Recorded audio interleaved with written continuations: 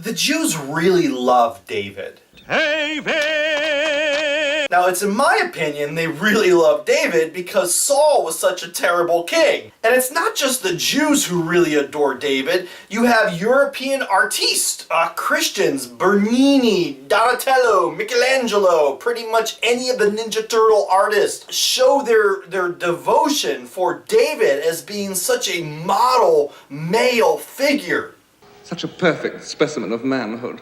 All of these statues have to do with that David and Goliath scene, either before battle, during battle, or after battle.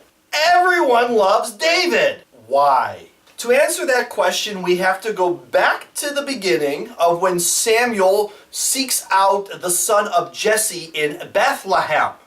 In a scene that is reminiscent to Cinderella, where they're trying on all the glass slippers, Samuel goes through Jesse's sons one by one to determine which is the son that God wants him to anoint as the next Messiah. The Lord has chosen none of these men.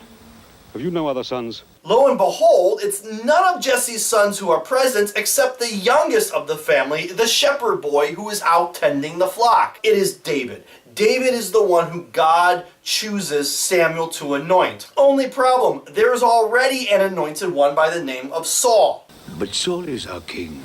David is commissioned to play the lyre or harp for Saul because Saul is tormented by demons. Is that demon? And David's music that he plays is the only thing that's able to soothe Saul's voices. So Saul immediately finds favor upon David because he's the only one that's able to settle his nerves. Very next scene, you have the David and Goliath story. Now, this story has been overly exaggerated over time. Ever see VeggieTales? Goliath is not this gargantuan giant. There are contradictions among early Hebrew versions of the story that paint either Goliath as a 9 feet tall giant or 6'8", 6'9", which is more likely. Another way of looking at the David and Goliath story is that you have to imagine the Israelites literally fought with sticks and stones. They used slingshots, not like the Bart Simpson kind of slingshot, but like slings that they would put a boulder into this fabric and wind it up above their head and then throw it at their enemy. They were fighting with sticks and stones. The Philistines fought with iron, swords, daggers, armory, chariots. I am Iron Man. The Philistines were an unstoppable foe. And what you have is this little Hebrew army going up against the gigantic, massive Philistine army. So is it possible that the David and Goliath story was a literal story about, 5'3" David, who's a boy, mind you, at this point, so maybe he's shorter than 5'3". This boy David versus a 6'9" giant? Give you some perspective. I'm 6 feet tall. I don't consider myself a giant, but I guess since the average height span of a Hebrew in this era was 5'3", 6'9" would be a gigantic. Or perhaps this is a satire on how the Israelites are underdogs. They're underdogs that are able to take down the massive Philistine army in this battle. And that's what happens. Y'all know the story. Throws the rock, knocks out Goliath. They win the battle, and Saul again finds favor upon David. For the next 10 years, David serves in Saul's army, and to reward the victories, Saul gives David his daughter. And then literally almost overnight, Saul comes to realize that David was a threat. We talked about Saul in the last episode, and commissions and orders to have David killed. David befriends Saul's son Jonathan, and together David is able to constantly outwit, outrun, outlast, sounds like a Survivor episode, Saul. A primary reason why the Jews really love David is because he is an honorable man and a patriot.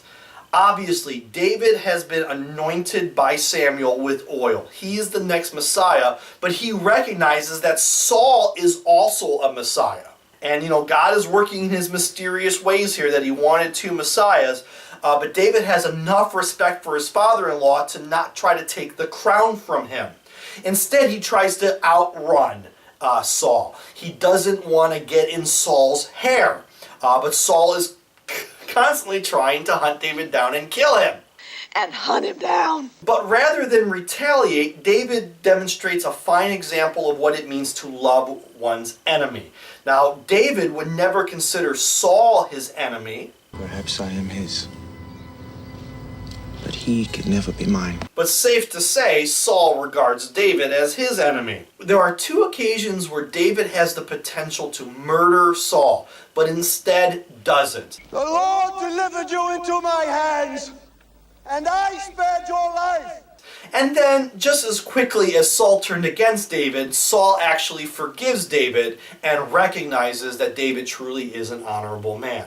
Let all Israel witness how the king loves David. And you might think that your in-laws are rough. I hate that expression, in-laws. We already discussed the fate of Saul, that he fell on his own sword.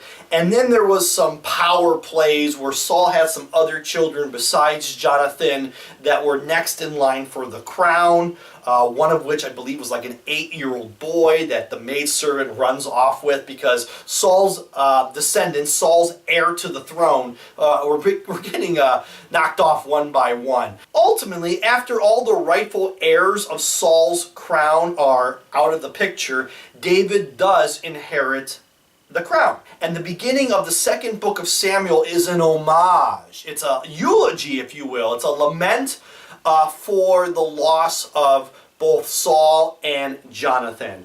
And David just speaks very highly of both of these figures. And what's most surprising about that is that he's speaking highly of Saul. And again, this shows you the honor. This shows you the merit of David's character. And of course, thanksgiving for the son Jonathan, that was a right-hand man, was an aide and a friend to David. David also has an honorable devotion to God. David feels that the ark should be in Jerusalem and that a temple should be built surrounding this ark to house this wonderful gift from God. Prophet Nathan, who was Samuel's replacement, begs to differ. God is not a man that he should gird himself about with the trappings of kingship. If he desired that the ark reside in a temple instead of a tent, would he not have commanded Moses to build him one? If you haven't noticed, God's pretty clear on what he wants during these Old Testament times. David doesn't seem to care. He felt that during a time of wandering and during a time of conquest, it would not have made sense to commission the building of a temple. But nevertheless, David wants to build a temple. Noble efforts, but still hard to do considering the fact that David is constantly at war. Despite how honorable David has been, every man has his weakness. And for David, it's women. He already married Saul's daughter. He married 2 other women during the period of outwitting Saul. And then in 1 Samuel chapter 11, we have this. One evening, David rose from his sleep and strolled about on the roof of the palace. From the roof, he saw a woman bathing who was very beautiful. David had inquiries made about the woman and was told she is Bathsheba and wife of Uriah the Hittite. Then David sent messengers and took her. When she came to him, he had relations with her, and at a time when she was just purified after her monthly period. She then returned to her house, but the woman had conceived and sent the information to David, "I am with child." This story is appalling. Namely because Bathsheba has received such a bad rap over the years. If you don't believe me, Google Bathsheba. No, wait, don't. Don't Google Bathsheba. And I'll tell you why. A lot of pornographic images are going to show up. Because Bathsheba has typically been associated with that of being a slut. That she was outside bathing, showing her stuff to David, and that enticed David, of course, to summon her and sleep with her. Yeah, that would be like blaming a rape victim for getting raped. Not really appropriate. So why was Bathsheba taking a bath outside? Well, the New Revised Standard Version of the Bible says that she was bathing as prescribed by the law. In other words, she is taking part in the monthly purification ritual that a woman must do following her period. To this day, if you are in a conservative branch of Judaism and you're a woman, you still do this. Jewish law says that if you touch someone else's blood or you spill your own blood, you must become purified, ritually purified. Bathsheba was doing just that. And here's David up on the rooftop going, I like me some of that. Summon her forth. Ooh, I like her. This man's a pig. This is like getting excited watching a baptism. Well, why didn't she resist the moves that David's putting on her? See, David's the victim. She should have resisted. For real? By the way, David's the king, and if the king puts his moves on you, you don't resist, because the king can have you killed. We've said a lot about David being an honorable figure, but this is far from honorable. This act is a dishonorable act. Death before dishonor? Yet Bathsheba has received the bad press over the years. Even to the extent that in the Gospel of Matthew chapter 1, when Matthew is tracing the genealogy of Christ, he refers to Bathsheba simply as the wife of Uriah the Hittite. Matthew won't even write Bathsheba's name down because people are so embarrassed by this act that took place between her and King David. David's a pig. David's a rapist in this story. And that's ultimately going to lead to his demise, because she's, of course, pregnant, and the way David responds to knocking this woman up is that he has her husband killed. He puts Uriah the Hittite in the front lines of a battle that cannot be won. He sentences her husband for death so that then he can marry Bathsheba. Prophet Nathan, in a really awesome parable, Prophet Nathan calls David out on this. The man who did this deserves to die. Thou art the man. And essentially David comes to recognize his wrongdoing. The punishment for the sin of adultery, the sin of rape, okay? It's rape. It's adultery too, but it's rape. The sin of rape that leads to the murder of innocent man also has the consequence of the child, that was conceived will die. But as a punishment for your great sin, the first child born to you shall not survive. And you will never again have rest from the sword. And David goes through a period of fasting, mourning the fact that his act of sin led to the death of this innocent child. Unlike Saul, who was a sinner, who put himself above God and above God's laws on multiple occasions, David learns his lesson here. Because you can make the case that David never again sins to the extent that he does with Bathsheba. That's the rape, the adultery, the murder that he commits.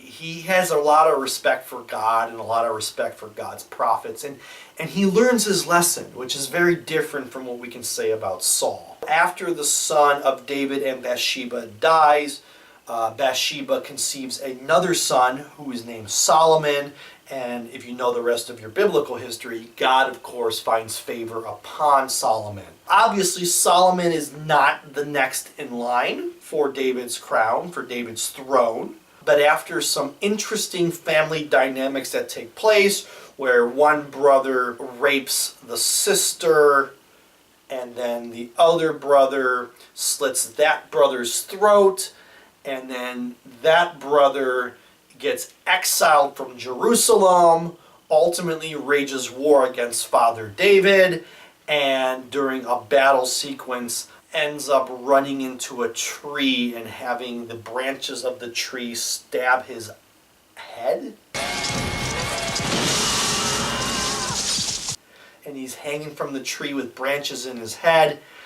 So rest assured, he dies. Solomon inherits the throne.